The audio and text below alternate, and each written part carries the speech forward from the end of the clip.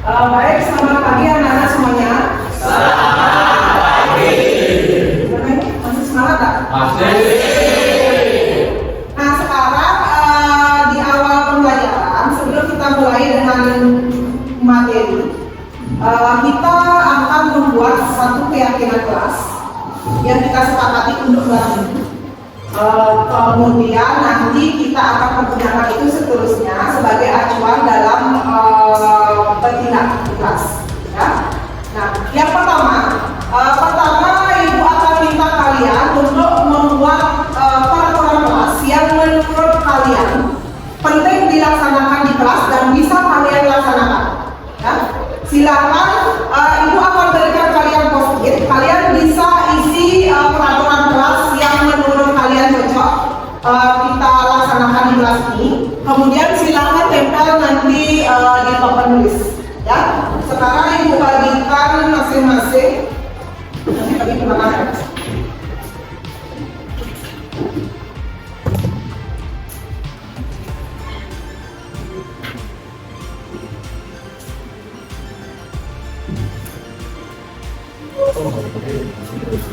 Tuliskan keyakinan kelas yang menurut kalian cocok untuk diterapkan di kelas kita.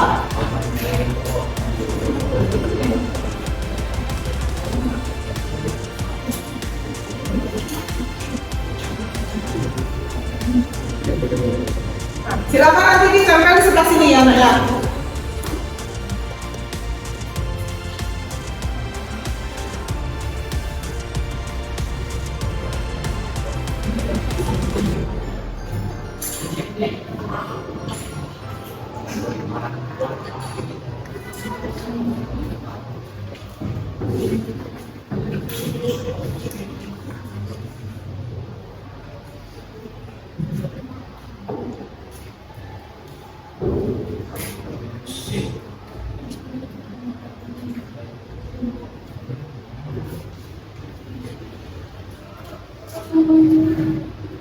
Silakan dibuat yang sesuai dengan keinginan kalian, tapi jangan yang macam-macam ya. Kalau sudah, silakan langsung ditempelkan di depan.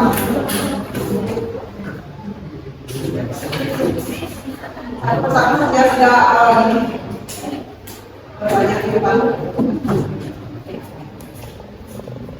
Tempelkan dengan rapi.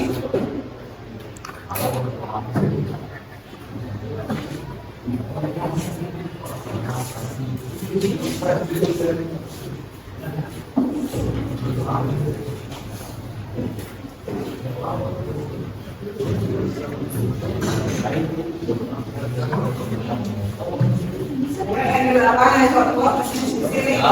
Tapi apa ya?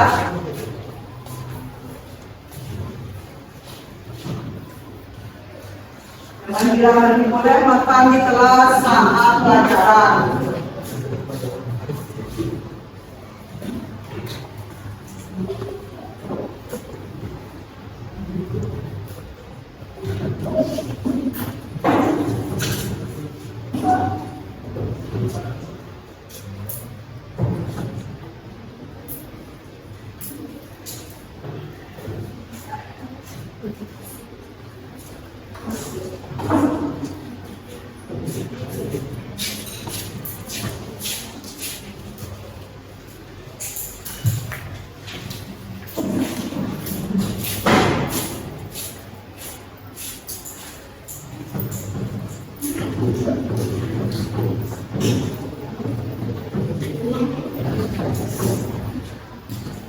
Sudah semua?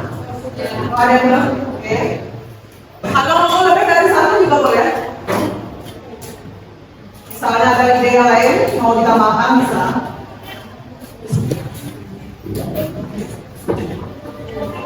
Oke, coba kita lihat ya.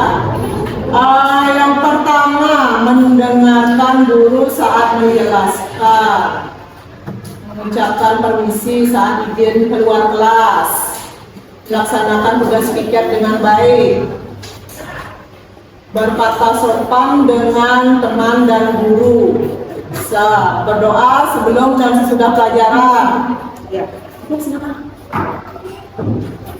Tidak ribut saat pelajaran. Bekerja sama saat menyelesaikan tugas kelompok.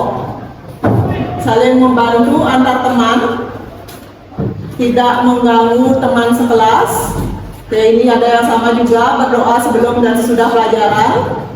Melaksanakan tugas piket juga. Ini juga berdoa. Oke, hadir tepat waktu. Tidak ribut saat pelajaran, kemudian belajar dari berbagai sumber. Oke, berdoa sebelum dan sesudah pelajaran. Ya, melaksanakan tugas piket dengan baik, membuang sampah pada tempatnya. Tidak mengganggu teman sekelas, melaksanakan tugas piket dengan baik. Oke, ada yang sama juga. Ini juga berdoa sebelum dan sesudah pelajaran. Berdoa juga, dan ini terakhir juga berdoa. Oke. Ada beberapa yang memiliki kesamaan pada peraturan-peraturan kelas yang diinginkan oleh kalian. Nah, sekarang di sini kalian masih menggunakan kalimat negatif dalam membuat peraturan kelas. Sekarang kita akan rubah kalimat ini menjadi kalimat positif, ya. Yang kalimat negatif kita rubah menjadi kalimat positif. Kalau yang ini sudah mendengarkan guru saat menjelaskan, ini sudah kalimat positif. Yang negatif yang mana ini ya? Tidak ribut saat pelajaran. Berarti apa kalimat positifnya? Biar tidak isi kata tidak. Apa yang bisa kita gunakan? Tidak ribut dalam pelajaran. Tertib dalam pelajaran. Oke, bisa dibantu ibu untuk menuliskan tertib dalam pelajaran. Nanti kita ganti ini menjadi kalimat positif.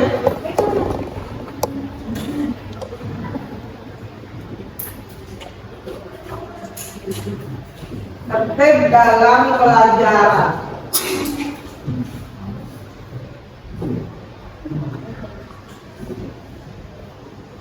Nah, kita lanjut ya sampai nunggu temannya nulis.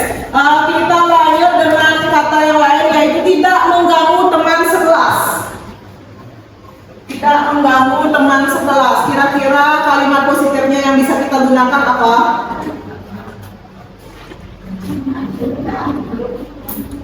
Tidak mengganggu teman sekelas.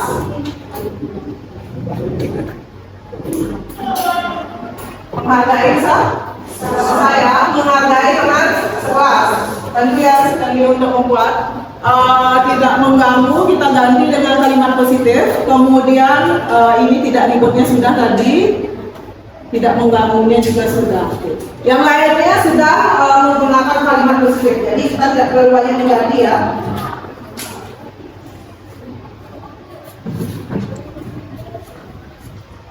Nah, sekarang setelah semua menjadi kalimat positif, ibu minta bantuan salah satu dari kalian untuk mengumpulkan peraturan-peraturan yang rasanya sejenis.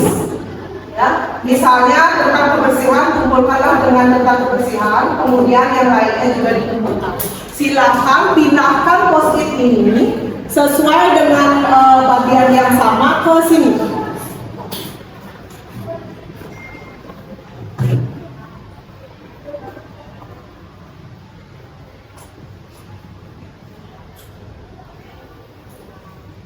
Kalau yang sama, deretan di atasnya, kemudian yang berikutnya, sama yang berikutnya di bawahnya, dan seterusnya ke bawah. Ya. Oke, siapa bisa membantu ibu? Yang bisa? Silakan. Bantu ibu untuk memindahkan.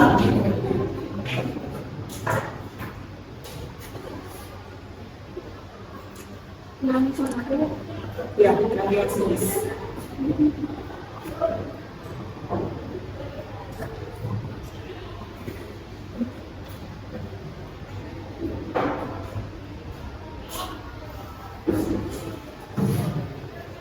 Kalau yang sudah sama, katanya jalan tidak dipindahkan.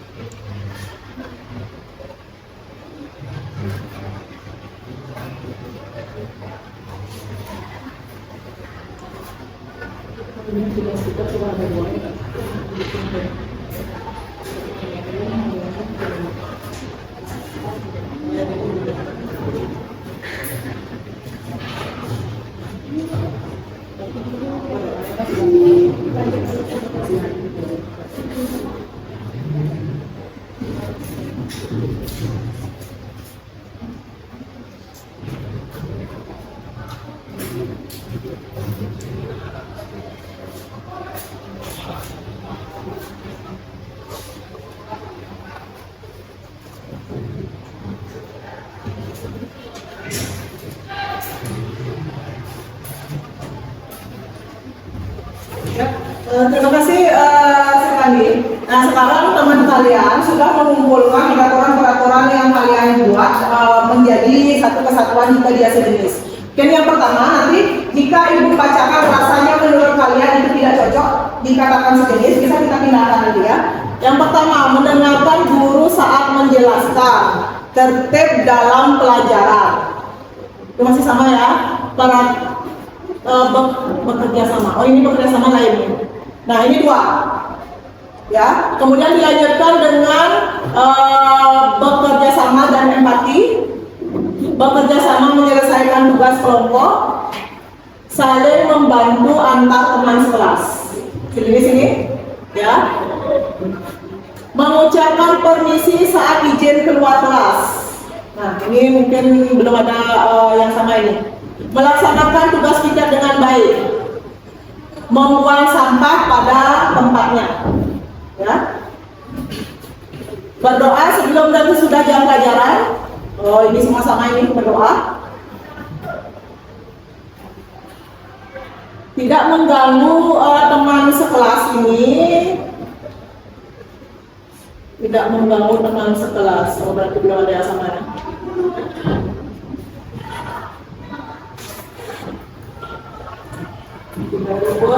Belajar dari berbagai sumber juga tidak ada yang sama.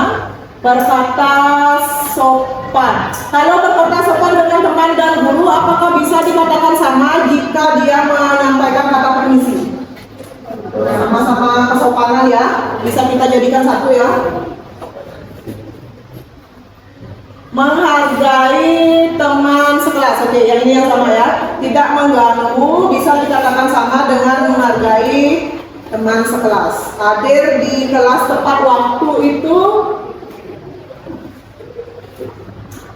ya, tidak ada yang sama. Ya, pengelompokannya. Sekarang kita tentukan nilai-nilai kebajikan dari peraturan kelas yang dibuat. Bantu ibu ya. Coba yang pertama, untuk mendengarkan guru saat menjelaskan dan tertib dalam pelajaran. Kira-kira nilai kebajikan apa yang masuk di sana? Apa? Disiplin. Yang pertama kita menemukan nilai kebajikan disiplin. Kemudian yang kedua, peraturan kelas, yaitu bekerja sama dan empati. Kemudian bekerja sama saat menyelesaikan tugas dan saling membantu antar teman sekelas. Kira-kira nilai kebajikan apa? Gotong royong, bekerja sama. Kalian boleh pas? Bekerja sama ya, bekerja sama.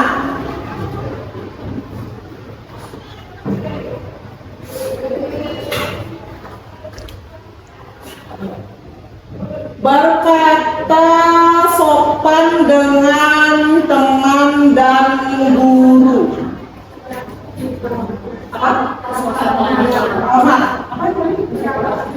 Berakhlak mulia bisa. Rasa hormat juga bisa. Berakhlak mulia dan hormat. Terdiamkan ya. Melaksanakan tugas piket. Gotong royong. Melaksanakan tugas piket gotong royong. Boleh? Ada lagi yang lain untuk melaksanakan tugas piketnya? Apa bisa dikatakan itu termasuk dalam tanggung jawab? Ya, karena kita pada saat melaksanakan tugas piket kan itu ada tanggung jawabnya. Setiap memiliki tanggung jawab masing-masing. Jika tidak dikerjakan berarti itu tanggung jawab dari yang piket pada saat itu.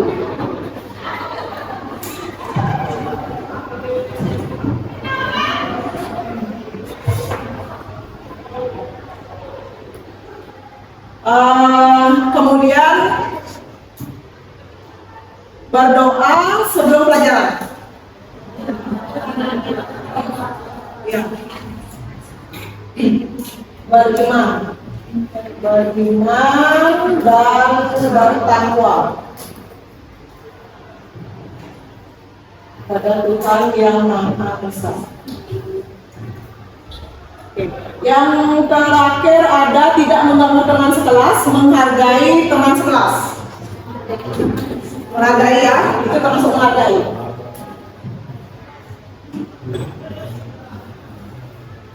Nah, sekian nilai kebajikan yang kita dapatkan dari peraturan kelas yang kalian sudah sampaikan. Ada nilai disiplin, ada bekerja sama, ada berakhlak mulia, hormat, gotong royong, tanggung jawab, beriman dan bertakwa, dan yang terakhir adalah menghargai. Sekarang dari nilai-nilai kebajikan itu kita bisa buat satu keyakinan kelas kita yang akan kita laksanakan dan kita patuhi. Nanti jika pada saat kalian tidak mematuhi salah satu nilai keyakinan kelas kita, maka akan menerima konsekuensinya. Nah, sekarang kita coba buatkan kata yang bisa sesuai dengan nilai kebajikan ini.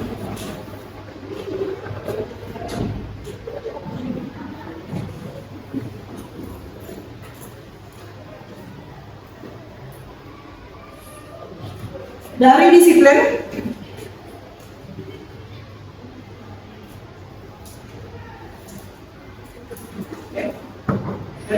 mungkin kata-kata yang bisa dibuatkan. Disiplin dalam pembelajaran, ya bisa. Disiplin dalam pembelajaran.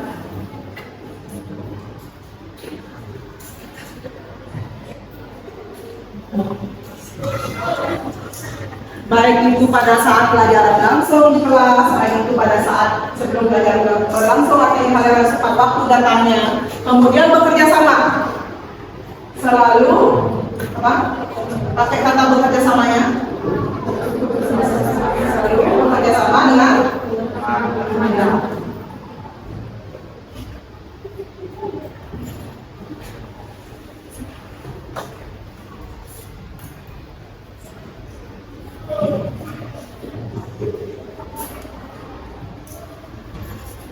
dan teman sekelas. Kemudian yang tadi berikutnya, ya apa? Ini pada ya sebenarnya kita bisa satukan dengan beriman dan bertakwa.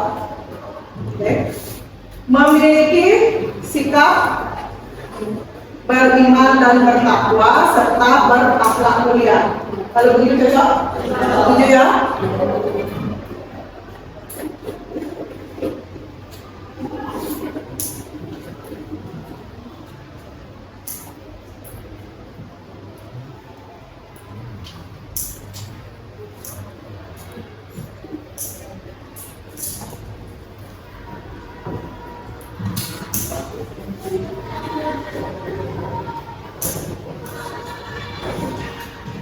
Apa saja? Hormat, bagaimana? Hormat dan menghargai kita bisa jadikan satu. Bisa, bagaimana? Baik. Ya, saling menghormati dan menghargai antar teman dan guru ya.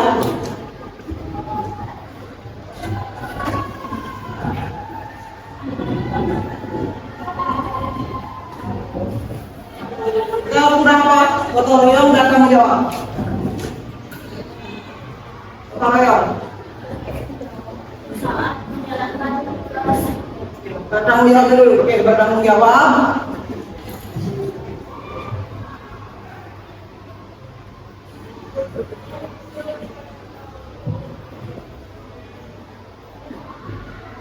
menjalankan tugas saja.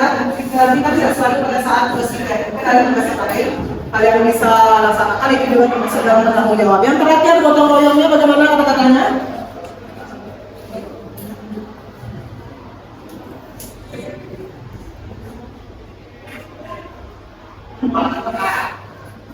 Saling, saling, gotong royong. Ada yang gotong royong, benar? Oke, teman-teman sekelas boleh ya.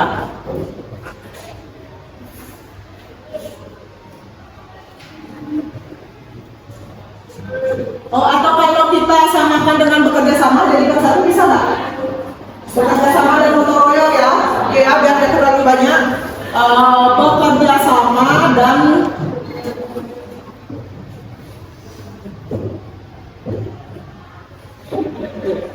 kita ketemu lima keyakinan kelas yang akan kita laksanakan nanti di kelas setiap pelajaran. Oke. Selama kalian berada di kelas ini.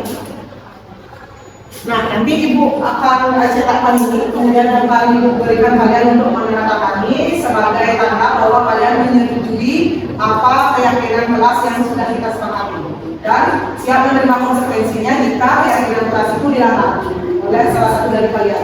Bisa dipahami? Terima? Oke, terima kasih. Berarti untuk kegiatan yang sekarang yaitu membentuk suatu keyakinan kelas sudah selesai. Ibu harap kalian bisa menaati itu. Kita semangat? Bagaimana tetap semangat? Nggak tahu? Semangat ya? Semangat! Nah, semangat! Ya, oke, teman-teman ya? Oke, lagi sekali. Tepuk semangat! Oke,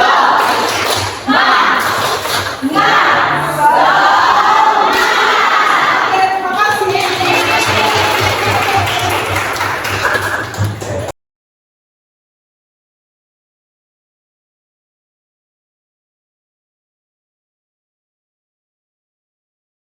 Bapak Ibu semuanya, pertama-tama saya haturkan pengajian di rumah dulu, Om Swastiastu.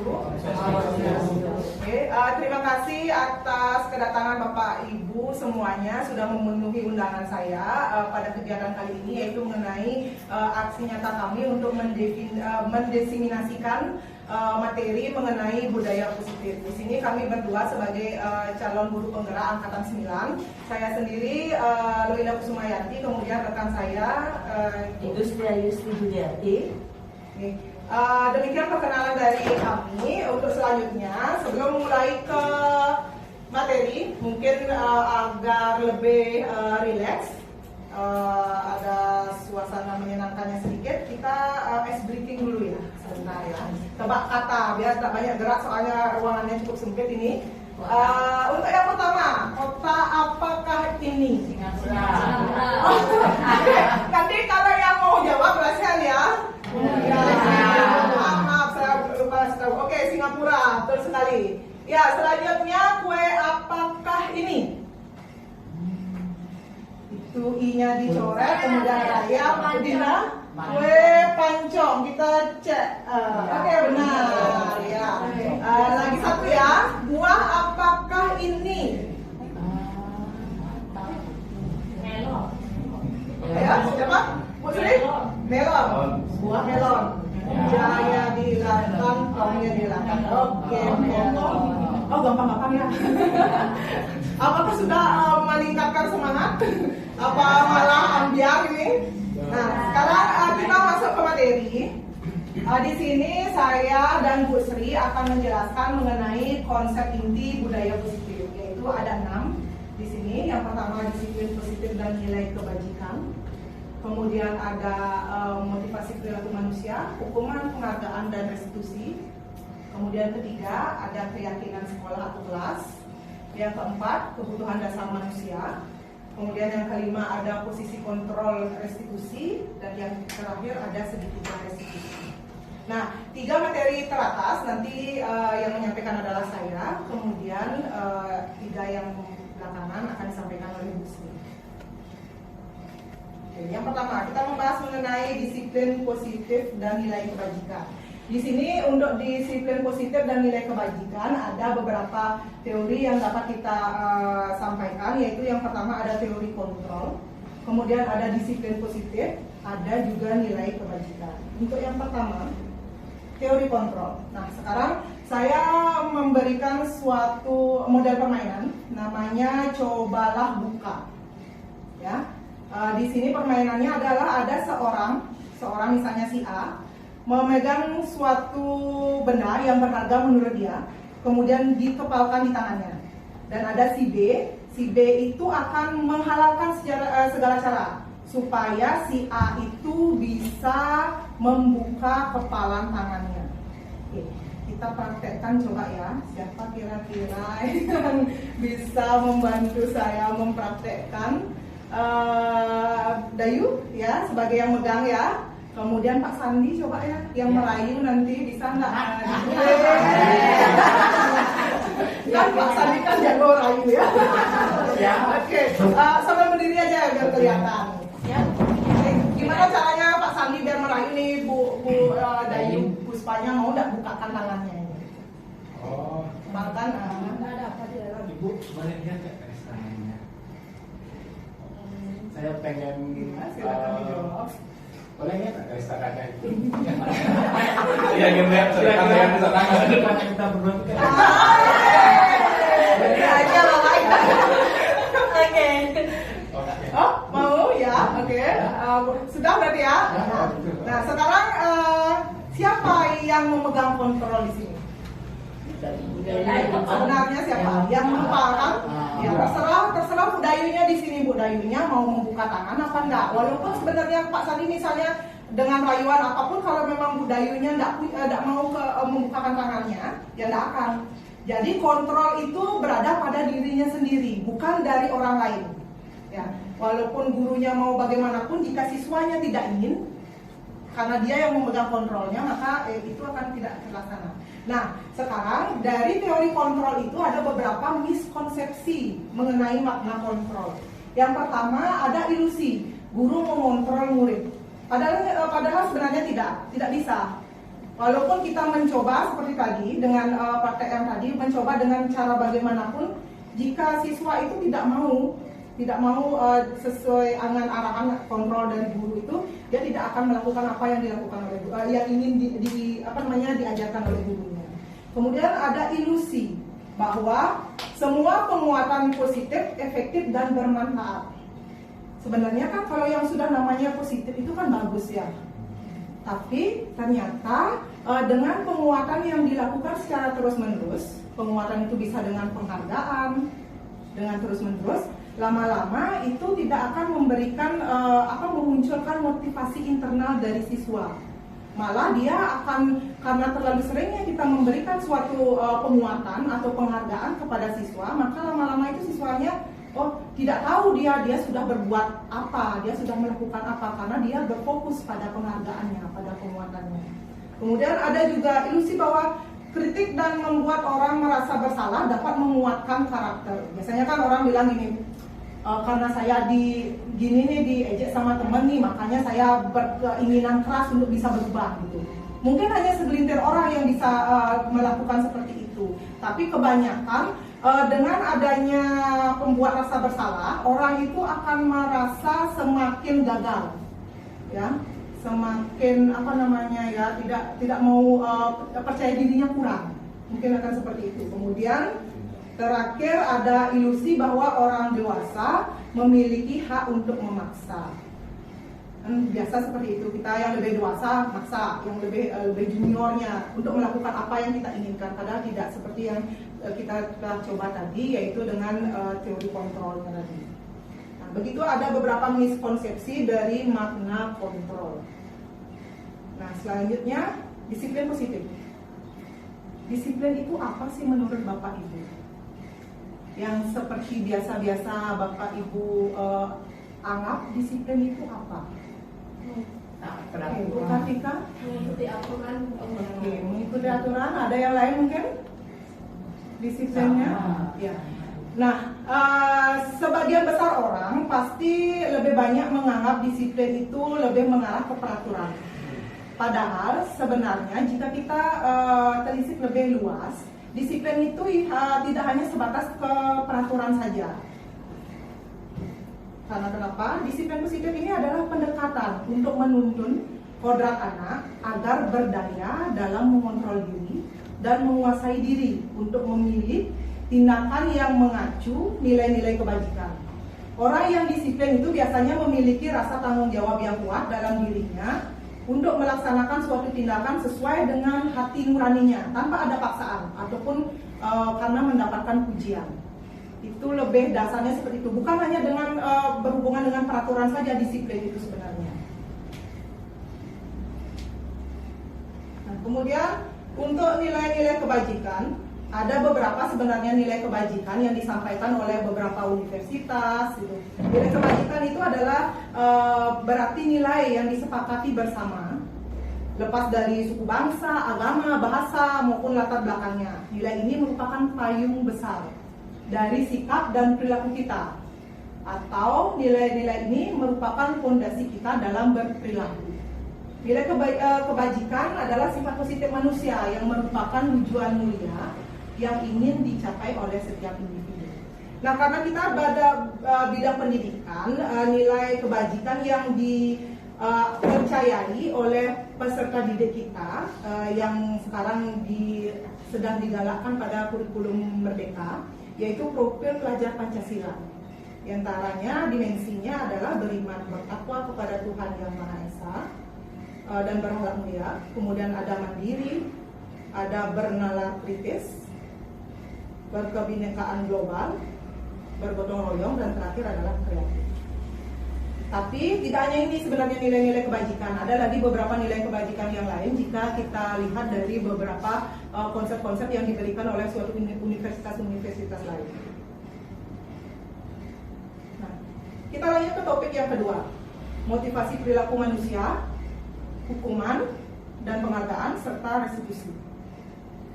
Nah, yang kita bahas yang pertama yaitu motivasi perilaku manusia.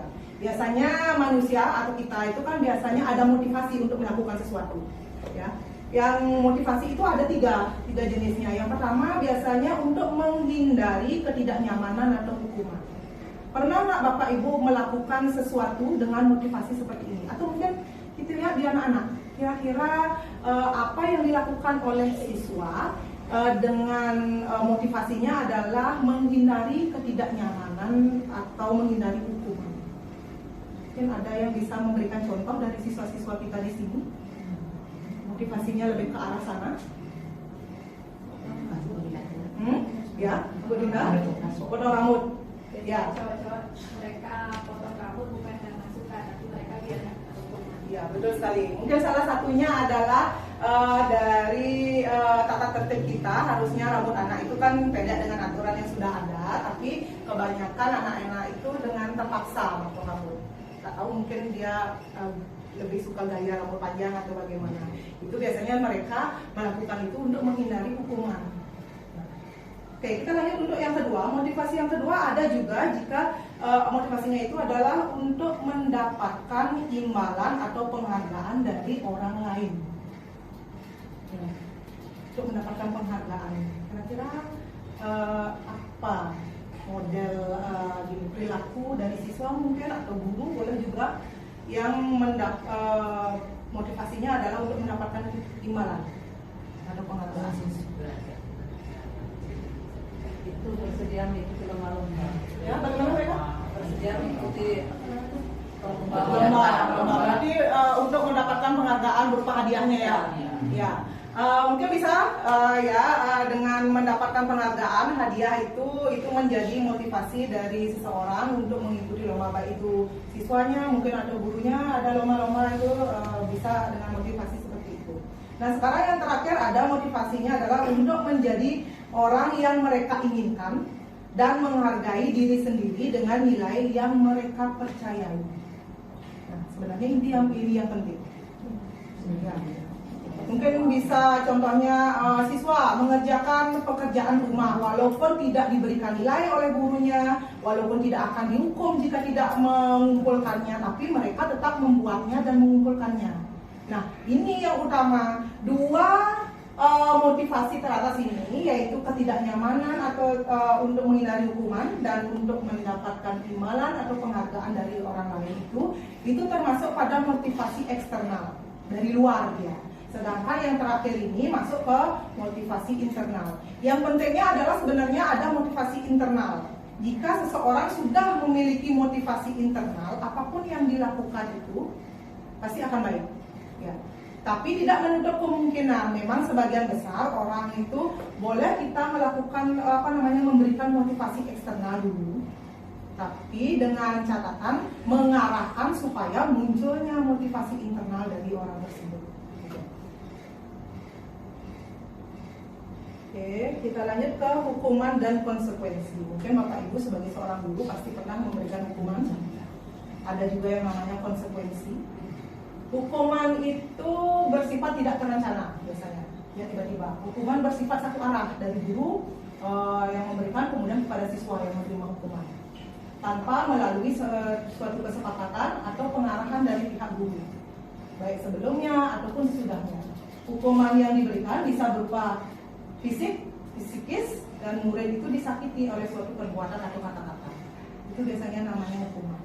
Kemudian selain hukuman ada konsekuensi. Itu lebih terencana dia, sudah disepakati, sudah dibahas, disetujui oleh murid dan guru. Kemudian umumnya bentuk-bentuk konsekuensi itu dibuat oleh pihak guru dan murid sudah mengetahui sebelumnya.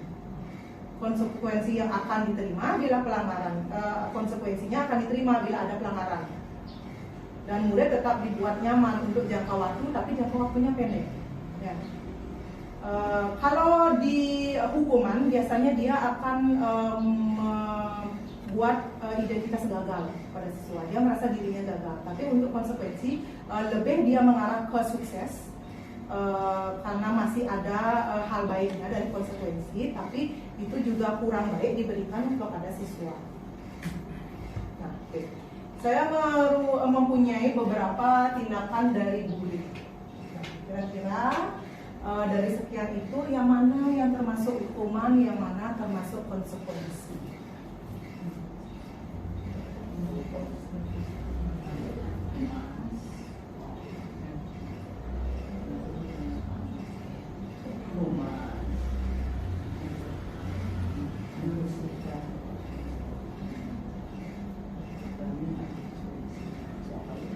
Yang pertama bagaimana? Mencatat 100 kali dalam buku kalimat saya tidak akan terlambat lagi karena dia terlambat ke sekolah. Masuk hukuman apa konsekuensi?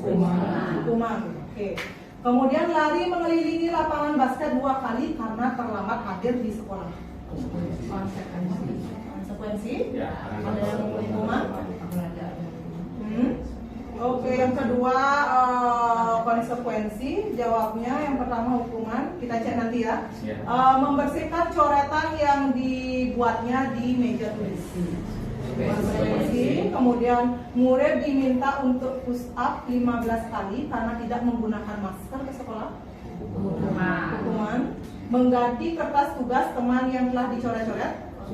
Konsekuensi. Berjemur di lapangan basket pukul 12 siang karena mengobrol dengan teman. Hukuman. Masih ada lagi. Duduk di bangku di pinggir lapangan pada jam istirahat, tidak diizinkan bermain oleh guru piket karena mencederai teman saat bermain di lapangan.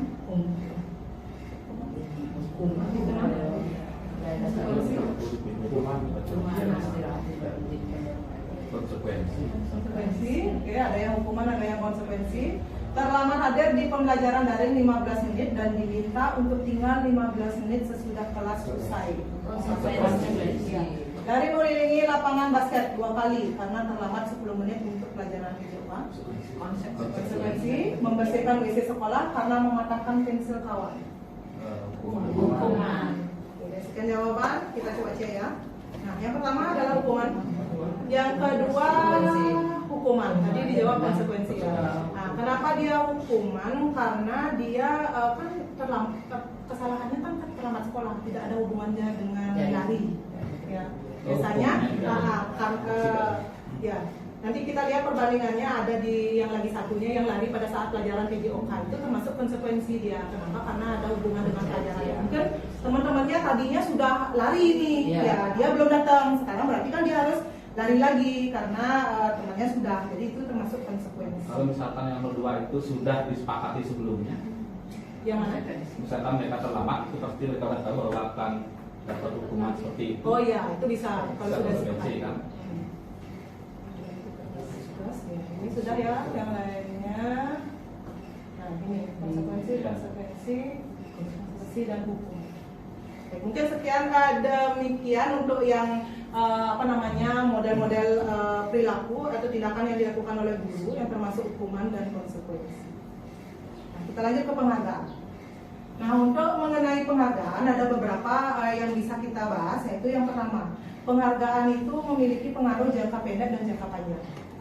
Kemudian penghargaan tidak efektif.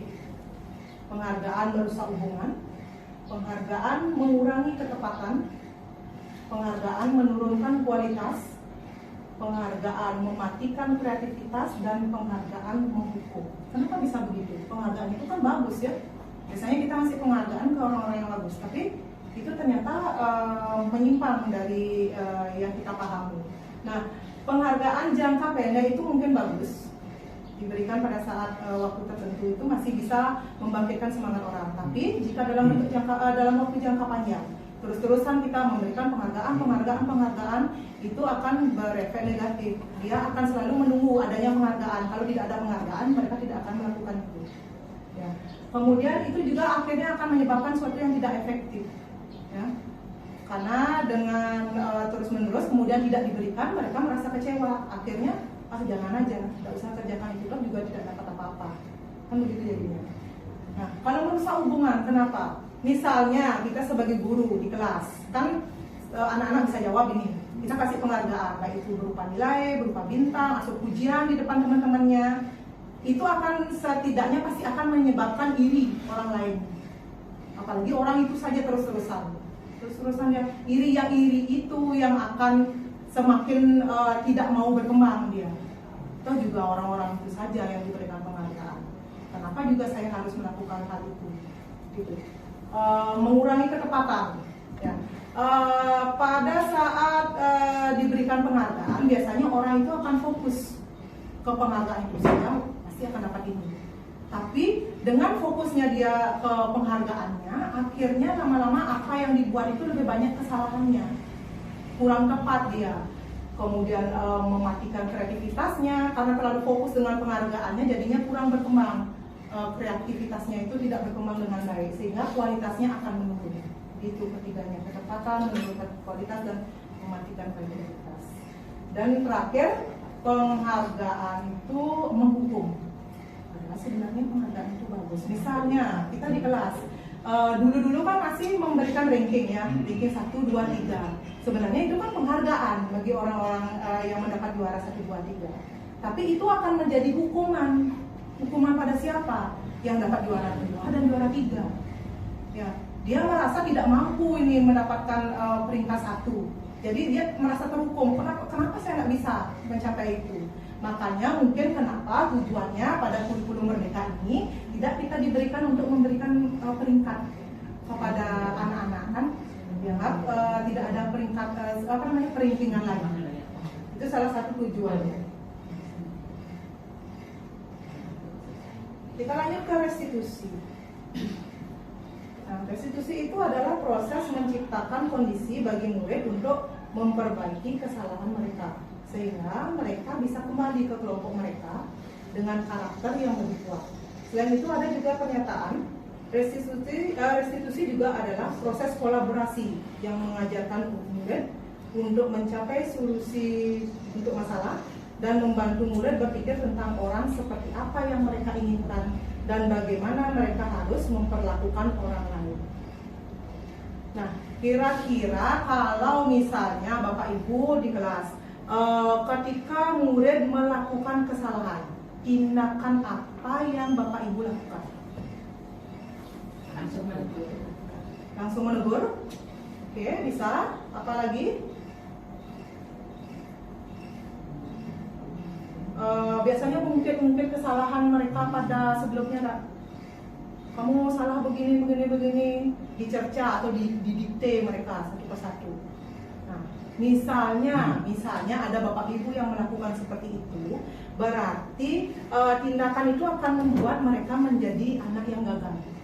Padahal sebenarnya dari kesalahan itulah potensi-potensi dari siswa itu dimunculkan, karakternya dimunculkan. Mereka bisa belajar dari kesalahan mereka. Solusi apa yang harus mereka lakukan, bagaimana penyelesaiannya dari masalah yang mereka hadapi. Jadi muncullah karakter-karakter yang baik.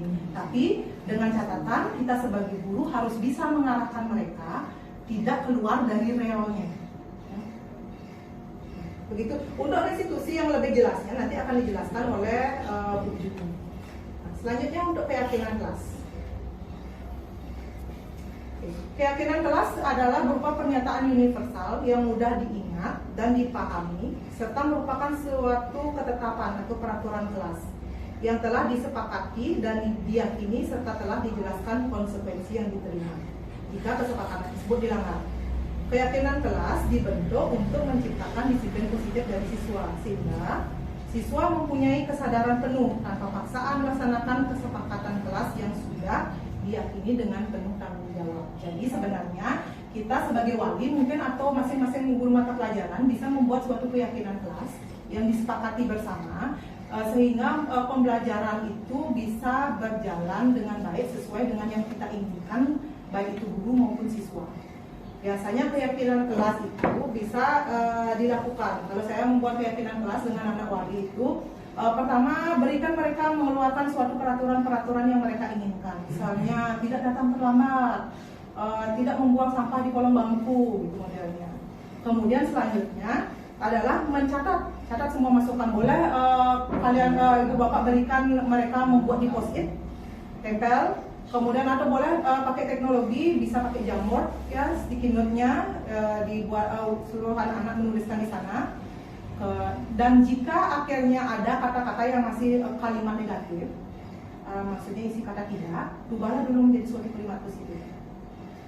Setelah itu kita kumpulkan yang rasanya sejenis. Misalnya masalah kebersihan dikumpulkan dengan masalah kebersihan, masalah menghargai kumpulkan dengan masalah menghargai. Dan selanjutnya setelah terkumpul tentukan nilai-nilai kebajikannya. Masalah kebersihan berarti nilai kebajikannya adalah kebersihan. Kalau kedisiplinan misalnya berarti nilai kebajikannya kedisiplinan. Barulah bentuk kemudian keyakinan kelasnya susun ada berapa, mungkin tidak banyak-banyak, ada 5, mungkin 4, itu bisa ibu bapak print. Kemudian nanti suruh anak-anak tantangan sebagai bukti bahwa mereka menyepakati keyakinan kelas yang sudah kita buat. Itu bisa dilakukan, itu akan menumbuhkan suatu disiplin positif dari anak-anak mulai dengan melakukan keyakinan kelas atau kesepakatan kelas. Nah, contohnya seperti ini. Ada keyakinan kelas dari kelas 7 IPA ya. Selalu berdoa sebelum pembelajaran, ya, selalu bertanggung jawab gitu misalnya. Selalu menjaga sopan santun, itu model keyakinan kelas. Nah, untuk materi yang saya sampaikan sudah cukup. Ya, sekarang untuk memindah ke Bu Juni, saya ada sedikit bantu. Ada di mana? Ya. Bisa bantu dengan kata apa kalau ada pantun? Cakep ya. Bisa saya mulai ini pantunnya? Bisa. Semoga saya ingat ya, tapi saya baca aja. Saya sudah mempersiapkan di rumah, tapi takutnya lupa, catat dulu. Putri Bulan makan serikaya sambil minum es lemon tea. Cukup sekian dari saya. Silakan dilanjutkan Bu Sri Juniati.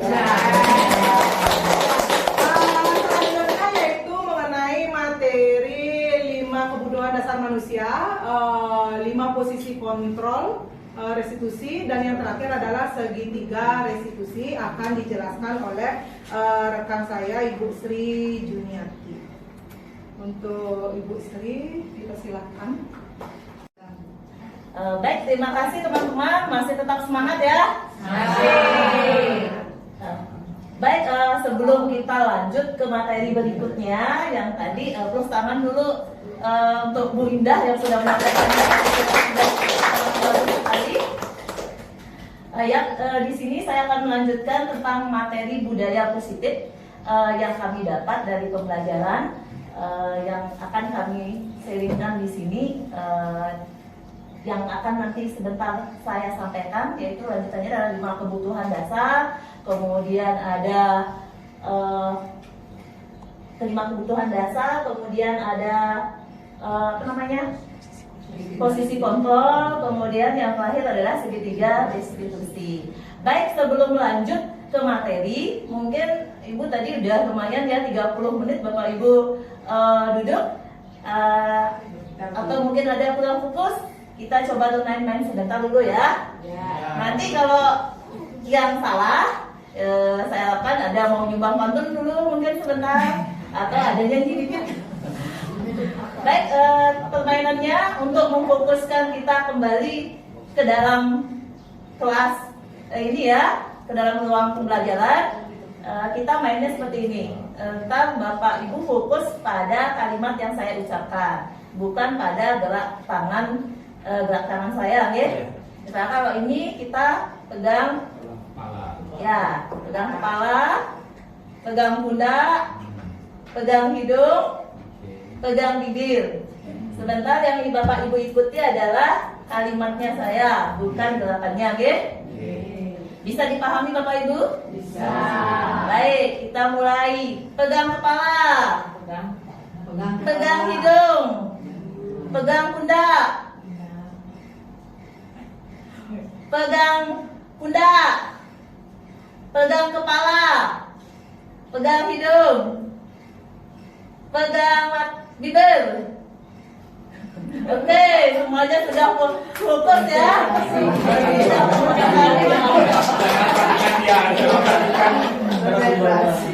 Ya, udah berarti udah bagus sekali tekniknya Bapak Ibu ya. Tidak usah aja memperhatikan saya. Oke Bapak Ibu, terima kasih untuk fokusnya.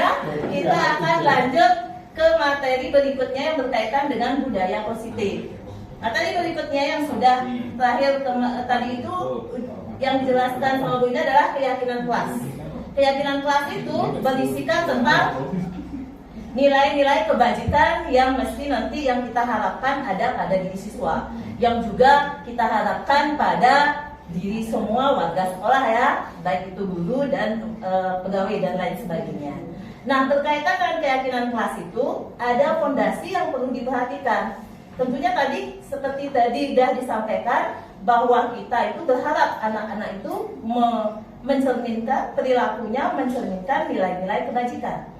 Nah, ternyata dalam perjalanannya kita kan memang sering menemukan anak-anak pasti ada saja yang melanggar peraturan atau tata tertib. Nah, dalam hal ini menurut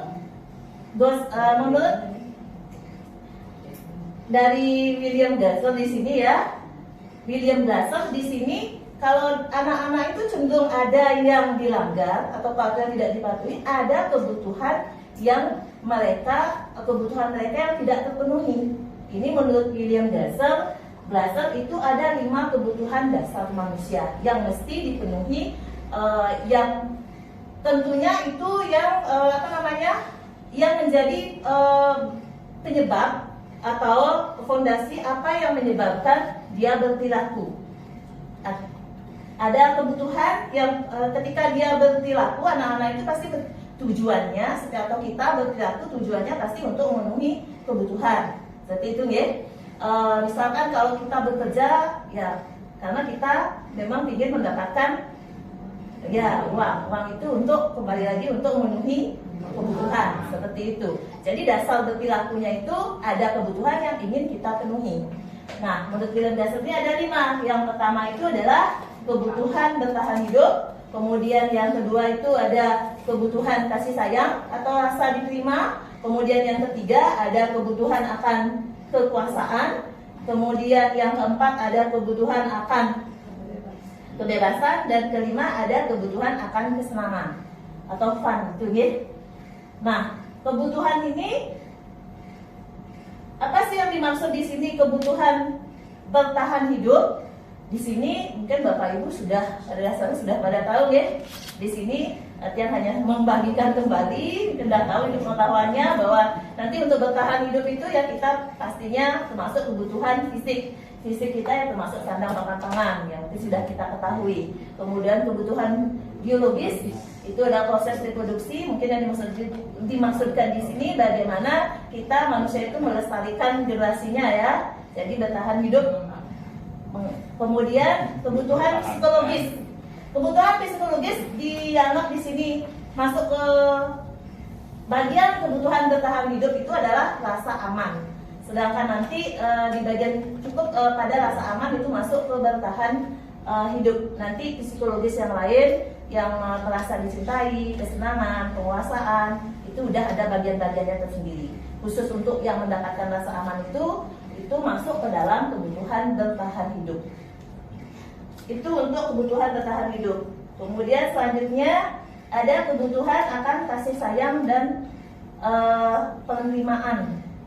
Tapi semua dari kita pasti memang sangat perlu ya keperluan dari kasih sayang. Entah mungkin dari keluarga, kemudian dari keluarga atau teman-teman, perasaan ingin diterima.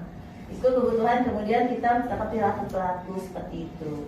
Bisa dijabarkan sebagai kebutuhan akan ya seperti tadi hubungan akan koneksi sosial, yaitu hubungan antara keluarga, teman dan orang-orang di sekitar ya. Kemudian kebutuhan untuk memberi dan menerima kasih sayang, kita memang kadang memang cenderung kita kan memang ada perasaan ingin memberi, kemudian juga ingin menerima sesuatu dari orang ya. Ada perasaan seperti itu. Kemudian kebutuhan untuk merasa jadi bagian dari kelompok. Ya, cenderung kita sebagai makhluk sosial memang alamiahnya akan cenderung berkelompok. Kadang mungkin kalau kita tidak masuk dalam kelompok tertentu, mungkin anak-anak juga kadang merasa tidak nyaman ya ketika tidak bisa masuk. Seperti itu. Itu kebutuhan kasih sayang dan rasa diterima. Kemudian ada kebutuhan akan penguasaan. Mungkin Kiki ada yang dominan sifatnya, ada yang kurang ya, tapi pada intinya secara mendasar bahwa kita semua butuh akan penghargaan. Atau mungkin kita kadang menghargai untuk diri sendiri saja kan. Seperti untuk menghargai diri sendiri, kita sebelum berangkat pasti mandi, sisiran lah, walaupun mama ada yang suka, ada yang tidak, tapi setidaknya pasti kita berusaha untuk rapi. Itu adalah bentuk seperti kita mendapat pengakuan dari orang. Ya, bagian dari penguasaan di sini adalah kebutuhan untuk pengakuan akan kemampuan dan lain atau hal-hal baik yang kita miliki. Ada pengakuan di sana, ya. Keinginan untuk dianggap berharga, kemudian bisa membuat perbedaan. Artinya kadang ibu-ibu saya pernah dengar juga kan beli baju biar beda dengan ini, biar lain daripada yang lain. Ada contohkan seperti itu. Pernah dengar ya ibu-ibu ya? Itu ada keinginan kita, emang ada keinginan secara naluriah itu kita ingin berbeda dari orang lain itu. Kemudian untuk diakui kita kompeten, punya kemampuan. Kita kalau ada yang mama agak seperti memberikan kata-kata yang tanda kutip melecehkan seperti itu yang menurut kita itu mungkin kadang teman bercanda, tapi kita menganggapnya sebagai bentuk pelecehan bahwa kita dianggap kurang kompeten seperti itu misalkan. Kemudian dihormati ya, pasti hampir semua orang ingin dihormati ya. Kemudian ketiga, keinginan untuk meninggalkan pengaruh. Ya, ada beberapa orang mungkin yang calon-calon pemimpin ini itu memang mungkin dominan, keinginan untuk bisa mempengaruhi orang. Kalau model kita yang memang model beberapa, ada orang yang memang kurang, mungkin dia hanya cukup mungkin di skala keluarga, tetap dia ingin berpengaruh, ada pengaruh di dalam keluarganya seperti. Kemudian selanjutnya ada kebutuhan akan kebebasan. Hampir semua kita ingin bebas ya. Begitu juga anak-anak.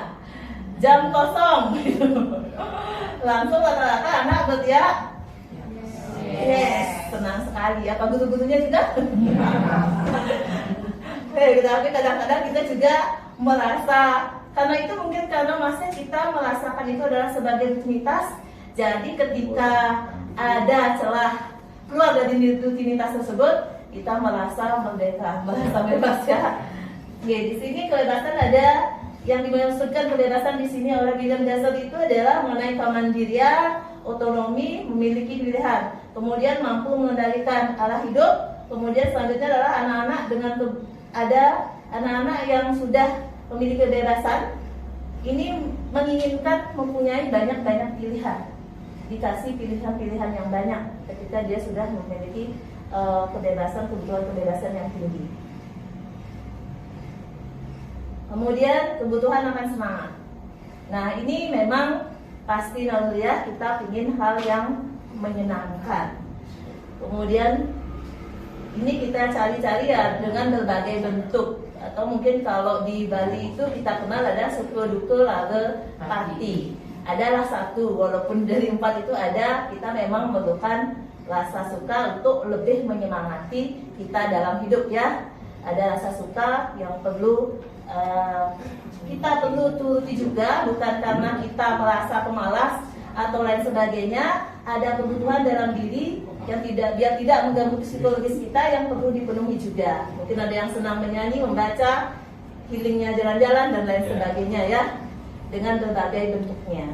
Itu adalah kebutuhan 5 dasar kebutuhan hidup yang diperlukan oleh manusia, yang sebenarnya itulah yang menjadi fondasi, apa yang menjadi fondasi perilakunya ya. Bahwa apapun perilaku yang dilakukannya sebenarnya tujuannya menurut William Jassel itu adalah untuk memenuhi kebutuhan-kebutuhan tersebut. Nah, jika kita dapat mengidentifikasi kebutuhan apa yang mendorong perilaku kita, maka di sanalah bisa terjadi perubahan perilaku positif untuk mencari solusi bagaimana memenuhi kebutuhan tersebut dengan cara-cara yang positif.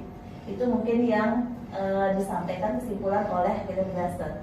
Intinya nanti kalau kita bisa identifikasi dulu apa kebutuhan kita, maka kita bisa mencari solusi yang positif dengan cara-cara positif untuk mencapai kebutuhan yang kita inginkan.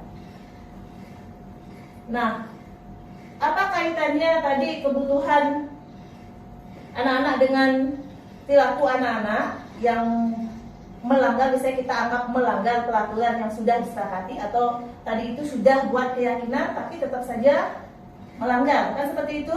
Itu balik lagi bahwa ada kebutuhan yang tidak terpenuhi. Nah, dalam perjalanannya kita memantau bagaimana perilaku mereka, atau perilaku mereka mematuhi disiplin positif atau keyakinan kelas yang sudah disepakati. Ada nanti konsep 5 posisi kontrol atau posisi kontrol restitusi. Di sini ada seperti tadi bahwa restitusi itu adalah dan dijelaskan sedikit bahwa di sana adalah proses mengajak siswa ya untuk mengetahui kesalahannya, kemudian bagaimana dia mencari solusinya dan bisa kembali dengan karakter yang lebih kuat ke lingkungannya. Nah, untuk memantau bagaimana dia menerapkan keyakinan kelas tersebut, inilah dikontrol melalui 5 posisi kontrol. 5 posisi kontrol ini disampaikan oleh Diane Dosen. Ini juga tidak hanya dilakukan oleh, secara umum sih dosennya bilang tidak hanya dilakukan oleh kita sebagai guru, tapi cenderung juga orang tua bisa melakukannya, atau sebagai pemimpin-pemimpin dalam satu perusahaan ya. Itu juga kemungkinan bisa menggunakan 5 posisi ini. Di sini ya tujuannya adalah, kalau dalam hal ini kita berada di lingkungan sekolah, berarti di sini untuk guru tujuannya adalah untuk di sini guru meninjau kembali penerapan disiplin di dalam ruang-ruang kelas mereka. Apakah sudah berpihak pada murid, apakah sudah memerdekakan atau memandirikan murid, apakah itu sudah berlangsung dengan baik. Apa saja 5 posisi kontrol tersebut? Itu ada posisi kontrol penghukum, kemudian ada posisi kontrol pembuat rasa bersalah, kemudian ada posisi kontrol teman, ada bisa kita berfungsi sebagai pemantau, juga bisa berfungsi sebagai manajer. untuk mengetahui apa beda antara penghukum, pembuat rasa bersalah, teman, pemantau, dan manajer. Bapak Ibu, saya persilakan untuk menyimak video, nggih.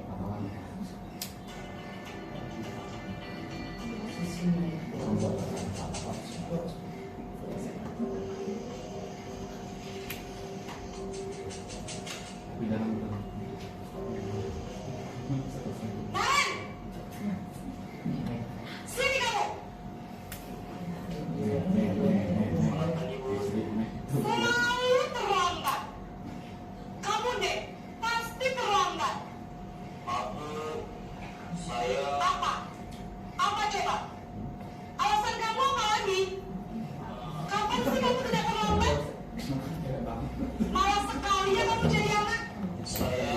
Dasar pemalas. Kapok sih kamu. Sudah berapa kali terlambat? Sana, kamu keliling lapangan basket 2 kali. Kenapa saya harus keliling lapangan basket, Bu? Kenapa? Kamu melawan ibu. Berani-beraninya jawab. Sudah terlambat, masih berani jawab pula.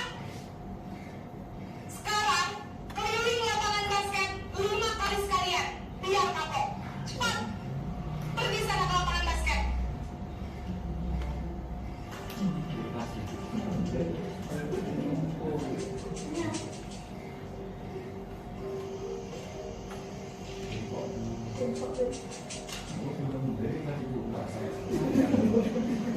Nahan!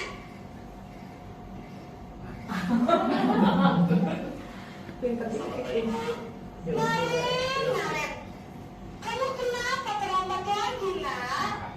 Ya Tuhan, Naren. Kamu senang ya bikin ibu susah ya? Kalau kamu terlambat lagi, nanti ibu yang ditegur bapak kepala sekolah, nak. Disangka ibu tidak bisa membina kamu. Duh, gimana ini? Maaf, Bu. Duh, Gusti Naren, kamu suka ya kalau ibu ditegur bapak kepala sekolah? Terus, sekarang ibu harus tulis apa ini di buku absen? Ini kamu sudah sering terlambat loh. Ibu harus apa coba? Maaf, Bu. Maaf sekali. Ya sudah, lain kali jangan bikin ibu susah lagi ya, nak ya. Ibu tidak akan kuat lagi kalau ini terus. Bisa jantungan kalau ibu tegur bapak kepala sekolah. Sana cepat ke kelas. Maaf ya, Bu. Maaf sekali. Posisi pembuat rasa bersalah berbicara dengan nada tenang.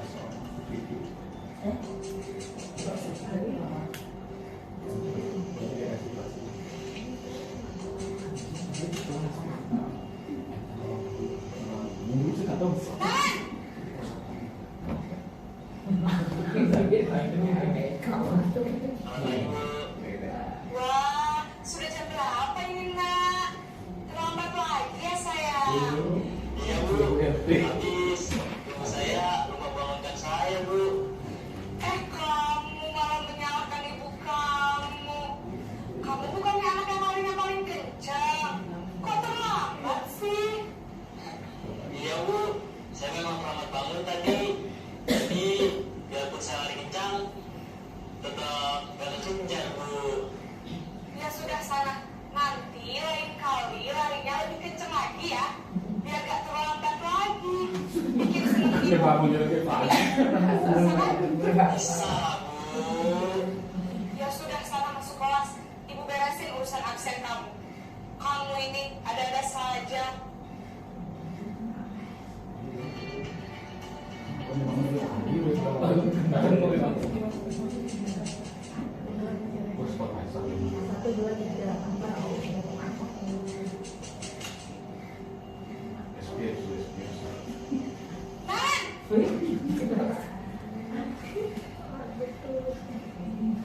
Selamat pagi, Bu. Naren, apa peraturan sekolah kita tentang jam berapa kita harus masuk sekolah, nak? Kita harus di sekolah jam 7, Bu. Iya betul, sekarang sudah jam 7.20. Naren sudah tahu konsekuensinya jika terlambat hadir. Paham, Bu. saya harus tinggal kelas pas jam istirahat selama 20 menit. Ya benar, konsekuensinya demikian. Jadi nanti jam 9.30 pas istirahat, kamu harus tinggal di kelas, kerjakan tugas tambahan untuk ketertinggalan kamu, ya? Baik, Bu.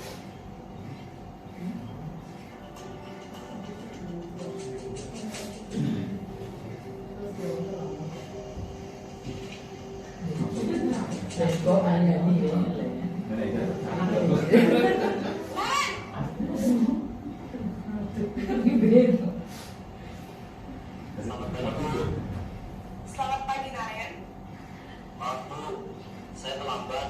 Iya, sekolah masuknya jam 7, sekarang sudah jam 7.20. Jadi sekarang bagaimana ini, Naren? Maaf, Bu. Saya lupa setel alarm saya semalam. Baiklah, menurut kamu, keyakinan sekolah yang mana yang perlu kamu tingkatkan? Menghargai diri sendiri dan orang lain mungkin ya, Bu. Setuju. Jadi, apakah Naren meyakini prinsip saling menghormati tersebut? Iya, Bu. Saya meyakininya. Apakah Naren bersedia memperbaiki masalah keterlambatan ini? Bersedia, Bu. Bagaimana kamu akan memperbaiki masalah keterlambatan ini? Saya akan coba untuk tidak lupa menyetel alarm saya, Bu. Baik, kalau Naren lupa menyetel alarm di rumah, ada orang yang kira-kira bisa bantu mengingatkan tidak? Ada, Bu. Kakak saya, Kak Emma. Ada lagi selain Kak Emma? Selain Kak Emma, ada ibu saya. Baik, jadi yang mengingatkan Naren adalah Kak Emma dan ibu kamu, ya? Kira-kira akan mulai start alarm kapan nih, Naren? Setelah pulang sekolah, akan segera saya lakukan. Baik, jadi Naren akan setel alarm untuk bangun besok pagi dan akan diingatkan oleh kakak dan ibunda Naren, ya? Ada lagi yang mungkin perlu dilakukan, Naren? Agar tidak terlambat bangun lagi. Tidak ada, Bu. Baik, Naren. Terima kasih untuk kerjasama kamu. Sekarang kamu perlu kembali ke kelas untuk belajar. Baik, Bu. Terima kasih.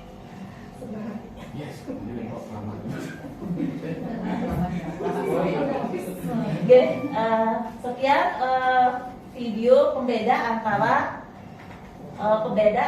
5 posisi kontrol tersebut. Berbeda antara penghukum, pembuat rasa bersalah, teman, pemantau, dan manajer ya. Kemudian dari video tersebut, di sini juga atau dari yang disampaikan oleh Diana dosen juga di sini dibedakan bahwa dari 5 posisi kontrol tersebut, kalau ditinjau dari segi motivasi, di mana dari posisi penghukum, kemudian pembuat rasa bersalah, kemudian dari posisi teman dan pemantau itu masuk motivasi eksternal itu, di mana di sini perlu orang lain, tidak ada perlu orang lain untuk mengingatkan anak itu sadar akan keyakinan yang mesti dia terapkan ya, atau disiplin yang mesti dia terapkan.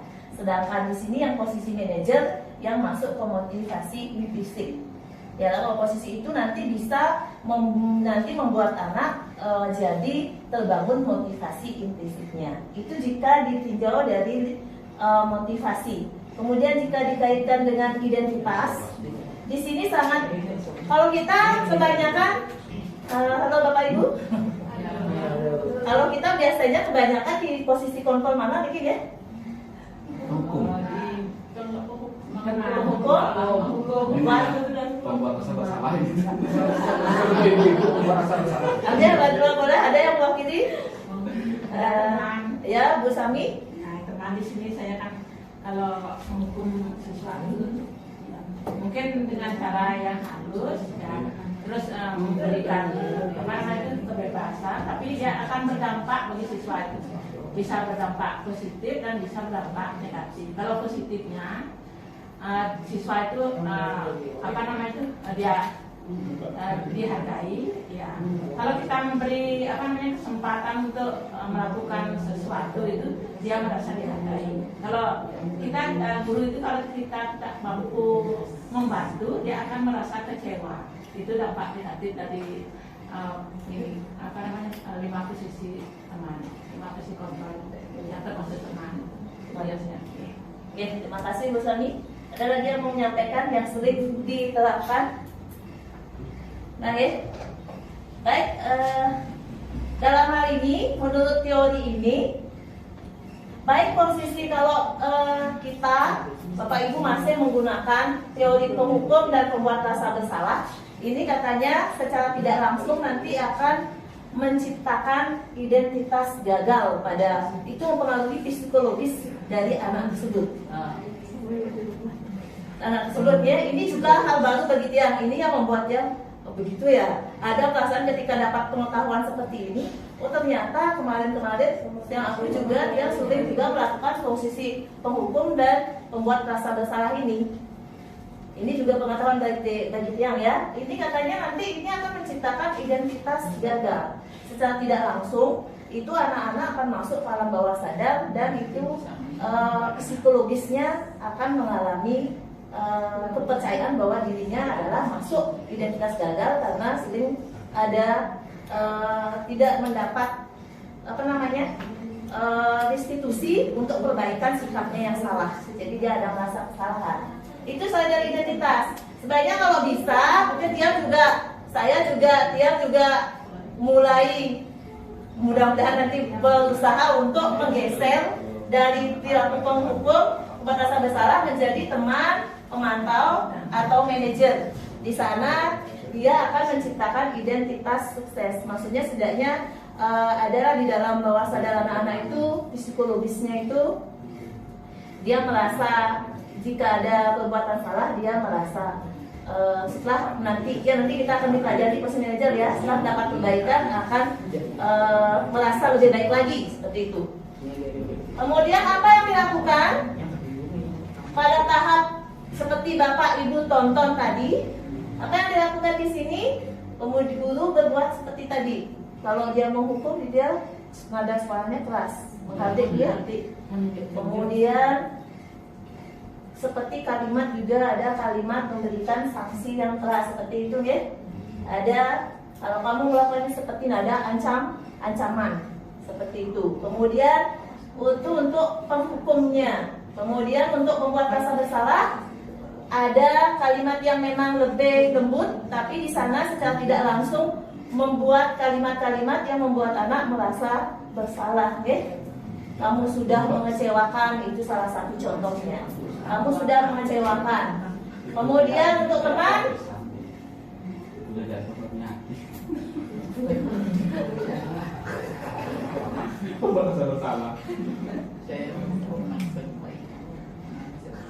udah. Kemudian membuat alasan-alasan untuk murid. Kemudian untuk posisi pemantau itu dia menghitung dan mengukur.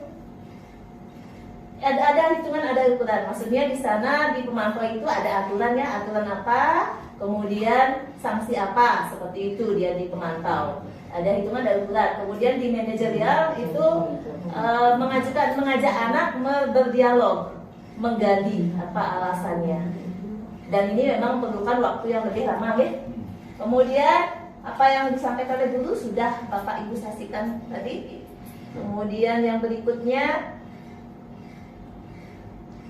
hasilnya, nah ini yang menurut teorinya Diana Joseph, ini hasilnya jika kita melakukan menghukum atau membuat rasa bersalah, itu akan menjadi secara teorinya Diana Joseph itu akan sebenarnya mungkin anak-anak yang punya kesadaran tinggi mungkin akan bisa ada naik kesadarannya, bisa dia menerima ketika dia dihukum. Tapi kecenderungannya secara tidak langsung juga itu akan masuk ke bawah sadarnya. Tapi untuk beberapa anak mungkin yang kesadarannya kurang, ini akan cenderung menghasilkan anak-anak yang pemberontak, pendendam dan menyalahkan orang lain. Itu kalau posisi penghukum ya. Kemudian kalau membuat rasa bersalah, membuat dia jadi orang yang suka menyembunyikan permasalahan atau suka berbohong. Kemudian untuk teman, di sana dia ada ketergantungan. Kalau guru jadi musuh teman, seperti dia dibela. Oh saya nanti akan dibela sama guru. Seperti itu jadinya. Kemudian kalau pemantau, makanya dia ada ada dia mengikuti aturan jika diawasi. Seperti itu jadi perilakunya, tidak akan menimbulkan motivasi intrinsik. Nah, di sini yang posisi manajer yang nanti diharapkan dengan dialog dari posisi manajer itu yang nanti bisa menguatkan watak dan karakter murid. Dan apa yang disampaikan oleh murid sudah tadi Bapak Ibu saksikan dalam video. Dampak pada murid, kemudian ya, yang untuk penghukum kemungkinan dia akan mengulangi. Ada Bapak Ibu pernah menemukan sebagai pasti dia akan mengulang untuk anak-anak yang mungkin kesadarannya kurang. Yang juga memang sering juga menemukan ini ada 1-2 aja yang mengulang. Kemudian membuat rasa bersalah, rendah diri.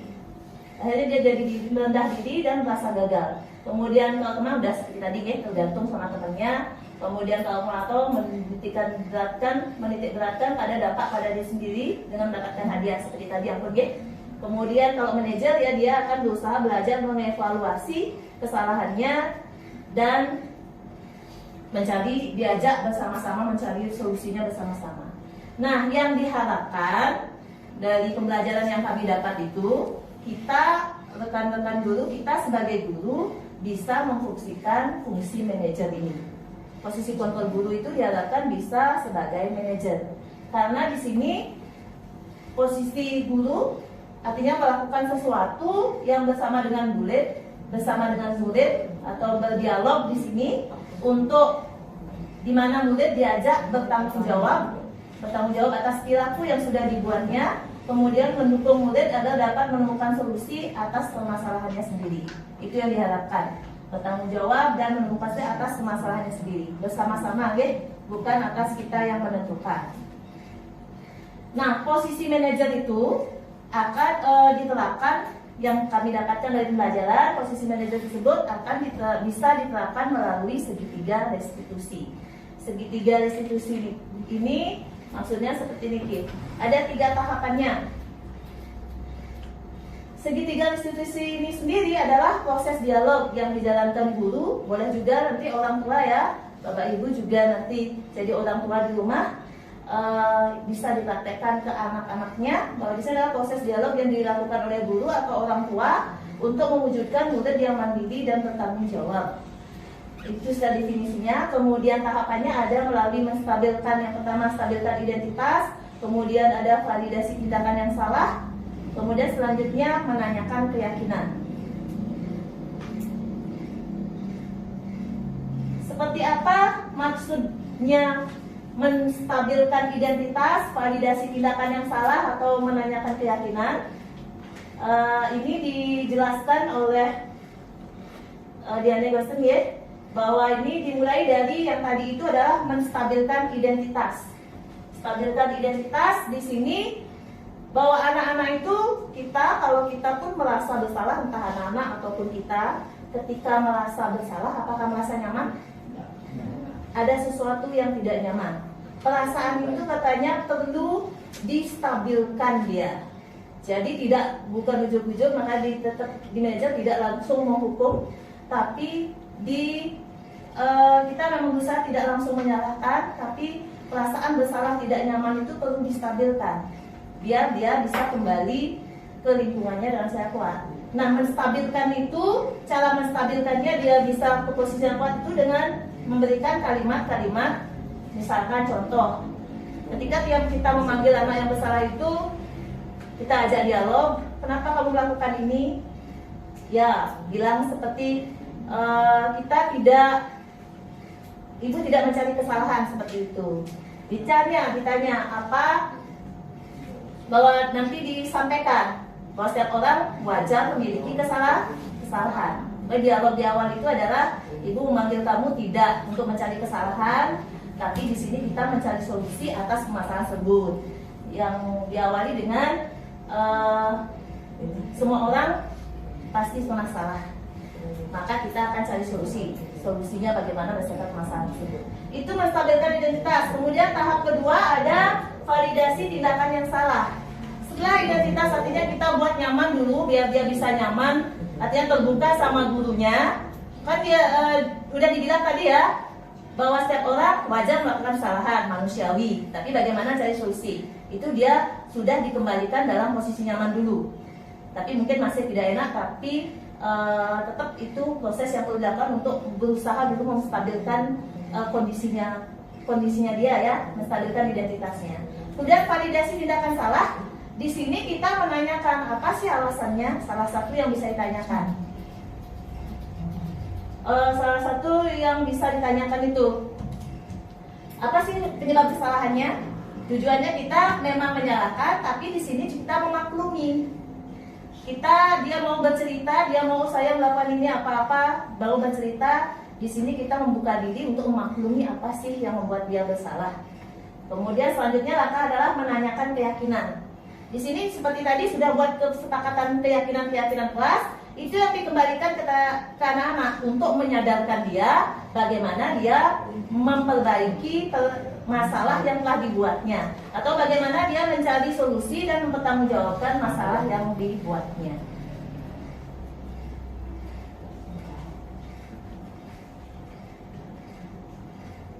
Sudah. Mungkin sedikit video Bu ya. Bagaimana segitiga, tahapan-tahapan dari segitiga institusi tersebut ya?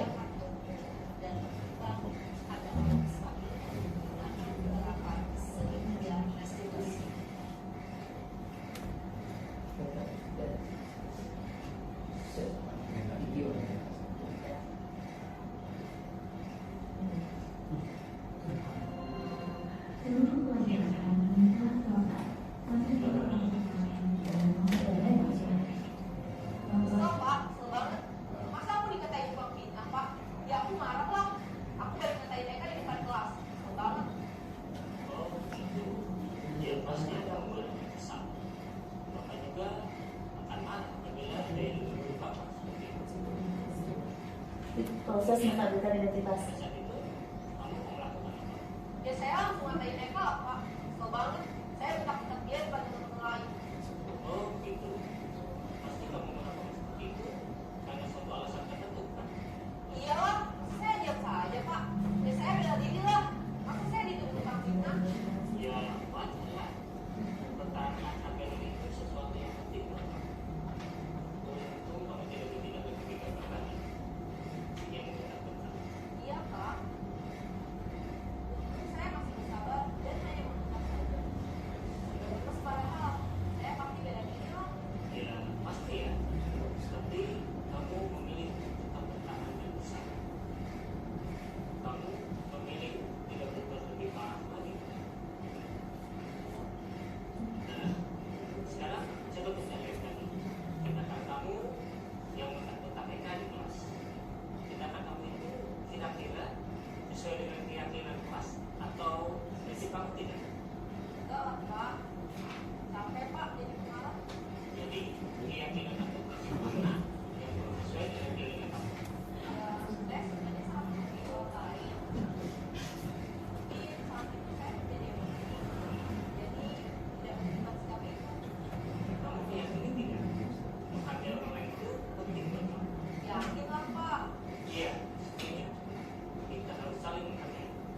Namun ada juga keyakinan yang kita sepakati yang perlu kita jaga. Dan kita sedang paham.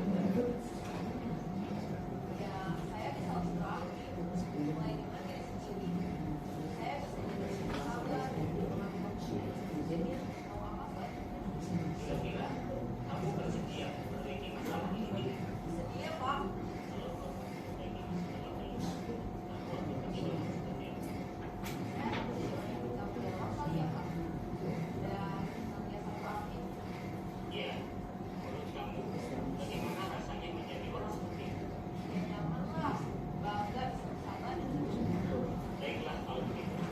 Yuk kita pikirkan bagaimana memperbaiki masalah ini. Baik Pak Ibu di ya. Ya. Ya cepat aja ya. Melakukannya tanpa suatu sebagai keluarga atau kelas. Apa yang kita yakini? Baik, itu Bapak Ibu dari untuk videonya. Kemudian diharapkan dari sana dari penerapan segitiga restitusi di sana, dari penerapan segitiga restitusi ada masuk dari kontrol juga di sana ya, stabilkan identitas itu kaitannya dengan balik lagi bahwa kita semua akan melakukan hal yang terbaik yang bisa kita lakukan. Artinya stabilkan dulu dia ketika merasa bersalah itu bahwa sebenarnya ada hal baik yang bisa dilakukan. Kembalikan dulu dia, atau sebelum itu kita bilang bahwa secara manusiawi memang kita bisa bersalah untuk membalikkan posisinya. Jadi apa hal baik yang bisa dilakukan seperti itu. Kemudian validasi tindakan yang salah, bahwa kita yakini di dalam konten itu ada bahwa semua perilaku memiliki alasan. Jadi ketika validasi tindakan salah itu, kita ada pemikiran di dalam dulu itu bahwa kita mempercayai bahwa semua perilaku dari siswa itu mempunyai alasan. Kemudian menyatakan keyakinan, di sini kita tujuannya untuk dia membangkitkan motivasi internalnya. Sekian materi segitiga restitusi atau materi budaya positif ya, ada 6 konsep tadi. Terima kasih Bapak Ibu.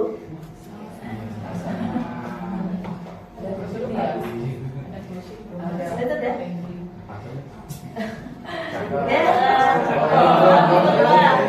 Saya tutup ya. Saya tutup pakai kartun ya boleh. Nanti selain cakep yang kedua bilang kita semua dong, datang nggih. Oke. Nah, untuk bagian pantun kedua, pantun kali ya. Ya, belum buat pantun lagi. Belum buat pantun lagi. Yang pertama dulu ucapan terima kasih nggih. Sekolah adalah tempat adalah rumah kedua bagi kita. Tempat adalah sebagai ladang berbagi kasih ya. Terima kasih sudah menyimak presentasi kita. Kami ucapkan terima kasih. Baik, sekian presentasi dari kami, dari saya Bu Siti Juniati dan rekan saya Rida Kusali. Sekali lagi kami ucapkan terima kasih. Sebagai penutup kami ucapkan Parame Santi.